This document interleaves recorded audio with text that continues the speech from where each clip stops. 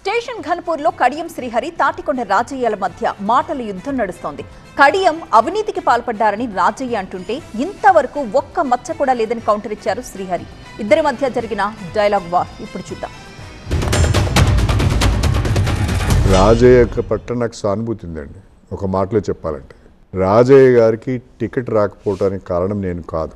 రాజయ్య గారికి టికెట్ ఇవ్వద్దు అని చెప్పి ఎర్రబెల్లి దయాకర్ రావు గారు, పల్లరాజేశ్వర రెడ్డి గారు ఇద్దరు కూడా ఈయన దళిత బంధు అమ్ముకున్నాడు, ఈయన టికెట్ ఇస్తే మనం గెలవమంటే అప్పుడు నన్ను పిలిచి మీరు పోటీ చేయాలని చెప్పాడు.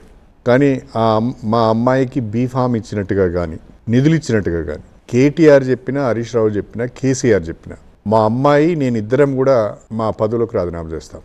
It's a challenge. బయట వేదవులు చాలామంది మాట్లాడుతుంటారు, అవి పట్టించుకోండి.